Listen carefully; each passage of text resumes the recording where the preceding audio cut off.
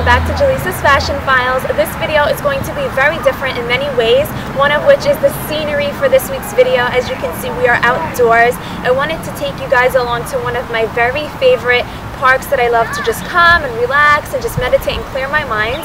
And also this video is going to be on how to create an outfit that's going to create visual balance regardless of your body shape.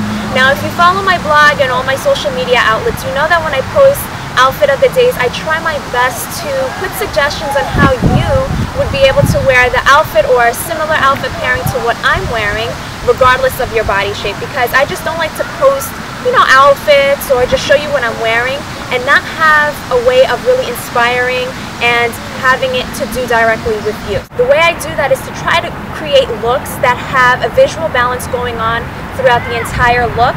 That way you'd be able to implement what I'm wearing regardless of your shape, like I just mentioned. So let me just go ahead and explain why this outfit would work for you. Now of course you're not going to have the exact same pieces that I have here, but if you have a couple of pieces here and there that you can create a look that is very similar to this, you'd at least feel confident knowing that you are not making one part of your body stand out more than the other, but you're going to have an outfit that's going to have interest going from top to bottom. Okay, so I'm going to explain the upper body and then I'll get into the lower portion. So this would work regardless, especially if you are a pear or rectangular shape and you know that you are smaller on the upper portion of your body, so you don't got much going on up here, and I know how that is because I'm a pear shape myself. And so with a top like this that has some type of embellishment, as you can see around the collar, and it has the buttons going down on the center, add some interest automatically to the upper portion of your body. But to add to that, by creating some dimension and some volume, by adding the vest, which is going to of course make things come out a little bit more forward, that's adding volume and a little bit of dimension to your upper portion of your body. Well, of course, also with the visual contrast and coloring. So that's why it would work for a pear and rectangular shape, and then I'm going to go into the lower portion or the bottom part of the outfit and how it would work for an apple shape. So as you can see here, I have printed jeans, and what this is going to do is if you are an apple shape, so which means that you have volume going on up top, so you have a larger bust or a midsection, so your main objective is to create interest on the lower portion of your body. That way that the eye doesn't just gravitate and focus in on the most filled out portion of your body, which is the upper. So this is going to cause the eye to go downwards and to focus in on the print as well. And then I always suggest to wear some type of shoe that's going to add a bit of interest. It doesn't always have to be a color black shoe like I'm wearing now. It can be, just a shoe with stud detailing or a cap toe or something like that of that nature that's going to create a focal point on the bottom portion.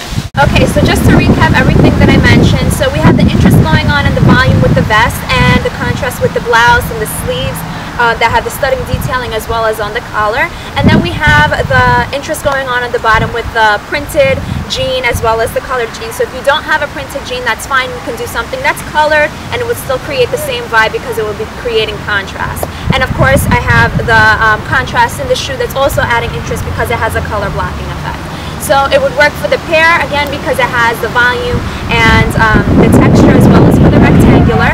And then the bottom portion, creating interest to the lower body, would go great for an apple shape. Now, if you're an hourglass, you might be wondering, well, what about me? You're not mentioning anything about me.